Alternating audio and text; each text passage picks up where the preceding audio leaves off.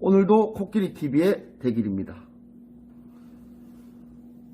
이틀 전에 이제 일하는 동생이 정인이 사건을 처음 얘기해줘가지고 저도 정인이 사건을 접하게 됐는데, 그냥 처음에는 저도 단순히 또 아동학대 사건이 발생한 거구나 이렇게 생각하고 대수롭지 않게 넘겼어요.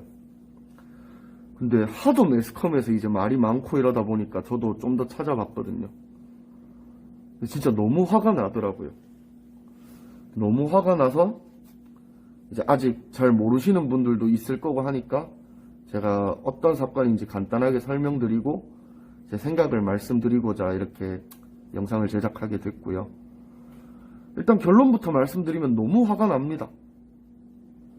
이제 정인이의 직접적인 사인은 내장 파열로 밝혀졌고, 국가수의 그 부검 결과들은 정말 제가 입 밖으로 내기도 진짜 미쳐버리겠을 정도로 가슴 아프고 참담합니다.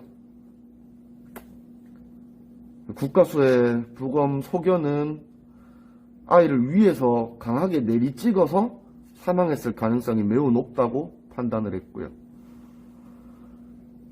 정말 정인이랑 아무 상관이 없는 저나 여러분들이 이 사건을 접하게 되고 굉장히 화가 날 수밖에 없는 이유는, 물론 정말 진짜 찢어 죽여도 시원찮을 정도의 행동을 한 그 양부모의 잘못된 행동들도 있지만, 3차례나 신고 접수를 받고도 모두 무혐의 처리를 한 경찰의 조치에서도 여러분들은 많이 화가 났을 거라고 제가 생각을 하거든요.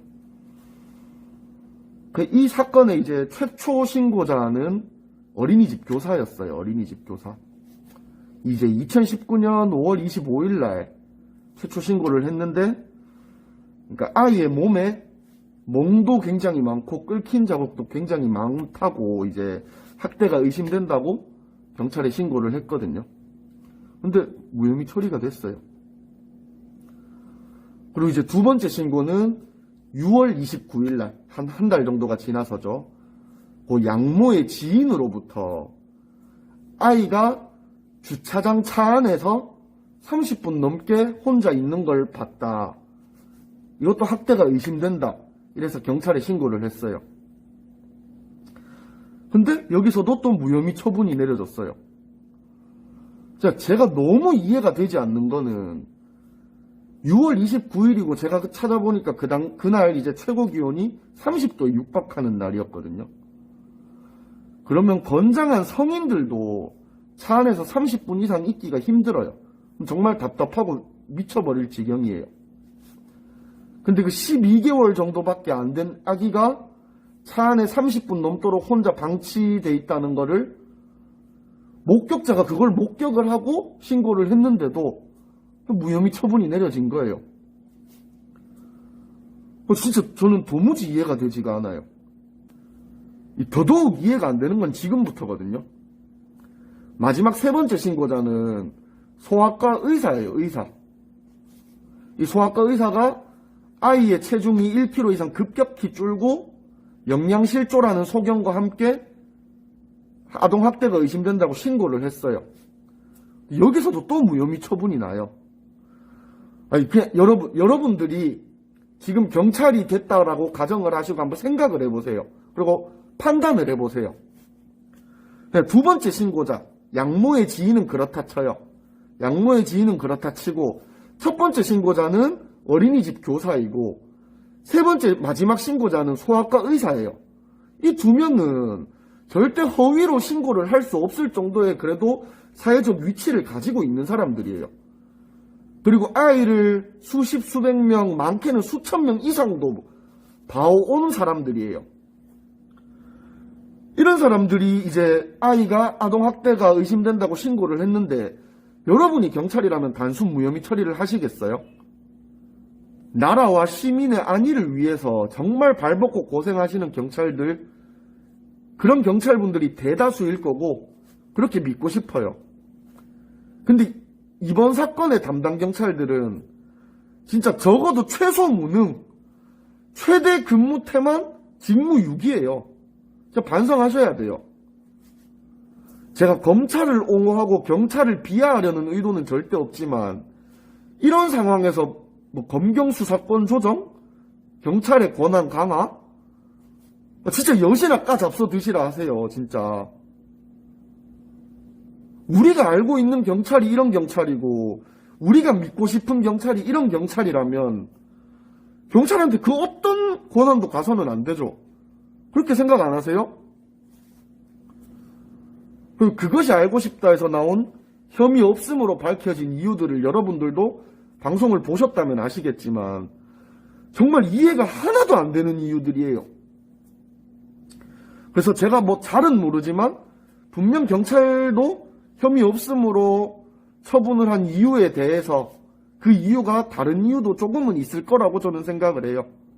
뭐 예를 들면 이제 혹여나 잘못 체포를 하게 되었을 경우에 뭐 역으로 고소를 당한다든지 민사소송, 형사소송을 당한다든지 그런 경찰의 개인 안위를 걱정했을 수도 있는 거고, 잘은 모르지만 무언가 다른 이유가 있었다면 이게 빨리 밝혀지고 개선돼야지만 경찰들도 더 확실하고 신속하고 정확한 수사를 할 수 있을 거고, 전국에 진짜 수많은 어린이들이 앞으로는 이런 피해를 안 입게 될 거 아니에요. 정말 바뀌어야 된다고 저는 생각을 해요. 어린이집 CCTV 영상을 보셨으면 아시겠지만 죽기 하루 전날에도 이미 정인이의 장기는 다 파열이 돼 있었고 성인들도 견디기 힘들 정도의 고통을 겪고 있었어요. 그런데도 울지 않고 덤덤한 정인이의 모습을 보니까 진짜 가슴이 먹먹하더라고요. 정인이에게는 그렇게 학대당하는 게 자신의 인생의 전부였을 거예요. 그게 자신의 인생이라고 생각을 했을 거예요. 우리가 알고 있고 밝혀진 실체적 진실은 정말 몰상식하고 개 사이코패스, 소시오패스 같은 양부모들이지만 그 양부모들의 사회적 위치를 봤을 때 그 양부모들이 아동학대를 하는 사람들일 거라고는 아무도 생각을 하지 못했을 거예요. 정말 지금 너무 심한 쌍욕을 하고 싶지만 그건 참을게요. 그래도 자신의 일이 아님에도 그 아이의 안위를 걱정을 해서 신고를 해준 그 세 분께는 제가 정말 미미하게나마 감사하다는 말씀을 드리고 싶어요. 그리고 제 마지막 개인적인 견해는 범죄자들은 아주 오래전부터 우리 세상 속에 존재해 왔어요.